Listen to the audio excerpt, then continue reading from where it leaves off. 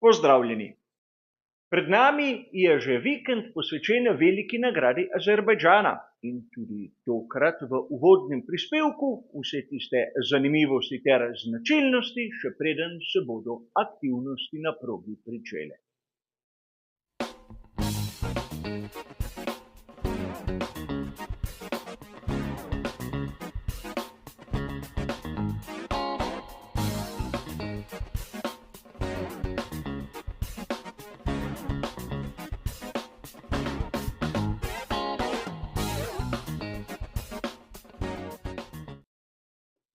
Kot običajno bo tudi današnji uvodni prispevek razdeljen na 3 dobro znane ločene dele. V prvem si bomo ogledali zanimivo dirko iz preteklosti, v drugem bomo našo pozornost usmerili k samim lastnostim proge v Bakuju in v tretjem, zadnjem delu bomo še nekaj minut posvetili sami vremenski napovedi.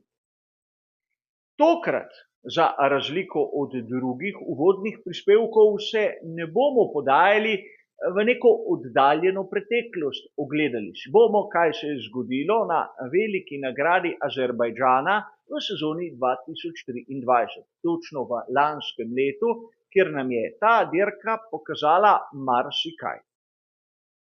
Na samem začetku moramo poudariti, da v lanski sezoni je imela dirka za veliko nagrado Azerbajdžana drugačno lokacijo na samem koledarju. Bila je na začetku četrta, če smo pravzaprav točni. In takrat na tej veliki nagradi smo imeli sprint. To je bil prvi sprint v lanski sezoni. Kot običajno, prvi sprint pomeni testiranje novega formata. Namreč, če v vsaki sezoni, ko smo spremljali to v navednicah novost, so iz sezone v sezono nekaj spremenili. Ampak zanimivo, v Azerbajdžanu je bil tako na tistih kvalifikacijah za samo skrajšano dirko, kot na onih glavnih kvalifikacijah za nedeljsko dirko najboljši, najhitrejši Charles Leclerc. A ni zmagal ne sprinta in ne one glavne dirke. Na samem sprintu je seveda povedal, Max Verstappen se je že takoj na začetku zapletel v boj z Georgeom Russellom, kar je dalo Sergiju Perezu dobesedno proste roke. In Sergio Perez na samem sprintu je samo počakal, da so pri direkciji dirke dovolili uporabo sistema DRS, nato je z lahkoto prišel mimo Charlesa Leclerca. In seveda na ta način je zmagal sprint. Kaj pa na nedeljski glavni dirki? Podobna zgodba. Le da se je tu zgodilo nekaj drugega. Seveda po samem štartu zopet v prednosti Charles Leclerc. Max Verstappen je bil bistveno bolj agresiven in prišel, seveda zopet s pomočjo sistema DRS, dokaj hitro, dokaj lagodno mimo voznika skuderije Ferrari.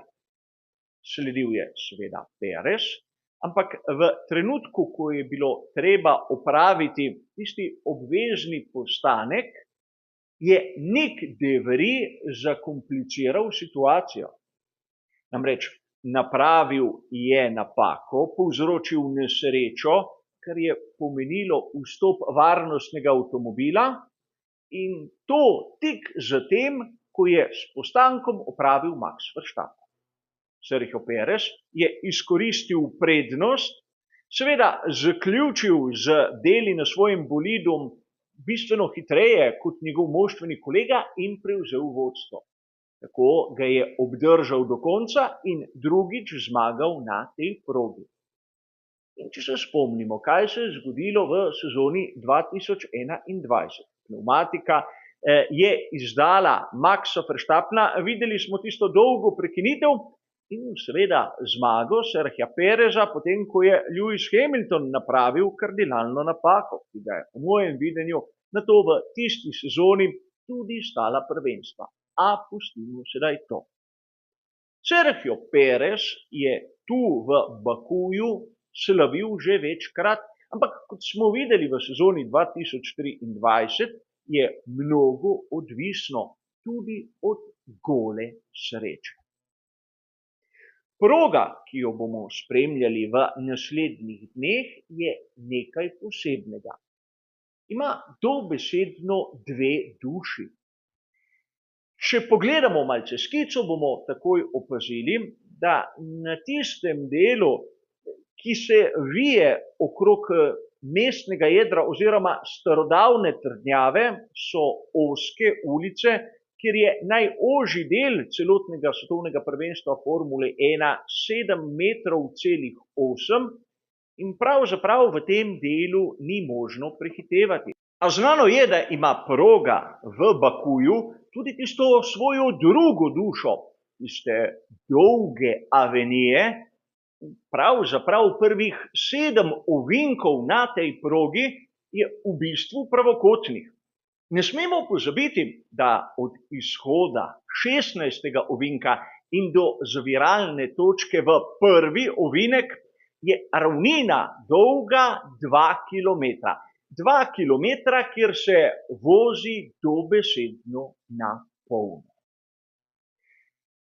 In seveda, sedaj, ko imamo jasni ti dve naravi progi v Bakuju, to specifiko zanimive lokacije, bi rad povedal še neko zanimivost. Na nekaterih točkah se nahaja proga v Bakuju uradno nekje 28 metrov pod gladino morja, kar pomeni, da je proga v Bakuju tista, ki se nahaja najnižje med vsemi na samem koledarju. Medtem ko proga posvečena bratoma Rodriguez, seveda Ciudad de México, je tista, ki je najvišja, čez 2200 metrov nadmorske višine. A vrnimo se sedaj k tisti znani tabeli Pirellija in poglejmo si, kakšne so lastnosti te zanimive proge. Imamo kar nekaj ekstremov. Naprimer, pospeševanje ima faktor 5. Logično, že s tisto izjemno dolgo ravnino, kjer se vrtijo pogonski sklopi na polno in praznijo baterije. Po drugi strani zaradi tistih ostrih ovinkov mnogo zaviranj. In seveda zaviranje ima faktor številka 4. Če si ogledamo malce stanje asfalta, bo verjetno marsikdo tudi presenečen. Namreč oprijem, ki ga nudi asfalt, je le 2 in seveda abrazivnost 1. Po svoje je to logično. Namreč v Bakuju gre za ulično stezo, kjer se običajno seveda vozijo osebni avtomobili, zato asfalt ni preveč grob. Ker imamo tu običajno tisti vsakdanji promet, pomeni, da bo tudi evolucija same proge logično tam zgoraj, vrednost številka 5. Seveda, tu ne smemo mimo dejstva, da sam stres na pnevmatike je nekje v povprečju, čeprav vam sama skica kaže, da zadnja desna pnevmatika bo dokaj pod pritiskom. Čeprav, bodimo do konca iskreni, v sezoni 2021 je bila zadnja leva, kot se dobro spomnimo iz fotografij, tista, ki je bila kriva za spektakularni tresk samega Maxa Verstappena. Ampak tu ne smemo še mimo enega zanimivega dejstva, namreč to, da bočne sile so izjemno nizke, torej vrednost 1, in aerodinamični oprijem tudi ni med najvišjimi, ima vrednost 2, naj vas spomnim, na prejšnji veliki nagradi Italije je bila vrednost 1. In logično je, da z takšnimi ravninami je potrebno imeti oni najmehkejši izbor C3, C4 in C5. Pričakujemo lahko dirko z enim postankom in sedaj si oglejmo tudi, kaj je predpisal do tega trenutka Pirelli, kar se tiče seveda tistega previsnega kota in minimalnih tlakov. Na prednjem paru koles morajo vozniki imeti najmanj 26,5 funtov na kvadratni palec, na zadnjem paru koles pa 25,5 funtov na kvadratni palec. Previsni kot na prednji osi 3 stopinje, na zadnji osi stopinja celih 75. In že tu vidimo neko specifiko, izjemno blizu, kar se tiče vrednosti prednji in zadnji minimalni tlak in seveda oba dokaj visoka. In kot običajno sem tudi tokrat pregledal, kaj se je zgodilo v sezoni 2022 in 2023. Namreč takrat smo prvič videli pnevmatike z 18-palčnimi platišči. In že tu nekaj zanimivosti na samih tabelah Pirellija smo lahko opazili, da naprimer oprijem asfalta v preteklosti je bil nekako kvalificiran kot vrednost 1 enako aerodinamični oprijem, ampak to ni toliko važno, to ni toliko zanimivo. V prejšnjih 2 sezonah smo videli na prednji osi tisti previsni kot, ki je bil za 1/4 stopinje višji, kar verjetno mnoge ne bo prevzelo. Ampak tlaki, ti so strmo narasli. Če si nekako predstavljamo, da v sezoni 2022 so bili na prednji osi 24,5 funtov na kvadratni palec in na zadnji osi 21,5 funtov na kvadratni palec, so že naslednje leto narasli na zadnji osi 23 funtov na kvadratni palec, na prednji osi 25 funtov na kvadratni palec. In danes, kot sem povedal, 26,5 funtov spredaj in 25,5 funtov na kvadratni palec zadaj. Torej, tu pri Pirelliju se bojijo prvič visokih temperatur, verjetno tudi zaradi energije, ki so jo sposobni bolidi Formule 1 usmeriti v pnevmatike, in drugič, verjetno se bojijo tudi malce deformacije.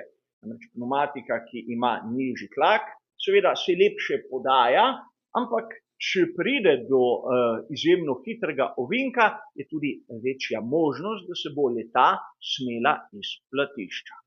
A videli bomo, kaj se bo dogajalo med samim vikendom, sedaj pa še nekaj minut za vremensko napoved. Ta je dokaj enostavna. V petek, soboto in nedeljo bo sončno.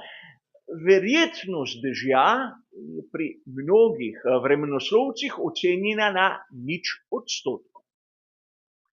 Temperatura, ki jo bomo gledali v petek in soboto, se bo gibala med 22 in 29 stopinjami Celzija, medtem ko v nedeljo se bo temperatura malce spustila. Ta se bo gibala med 20 in 26 stopinjami Celzija. Dobro je znano, da v Bakuju neprestano pihlja veter, kar pa bi znalo tudi koga izmed nastopajočih na veliki nagradi motiti.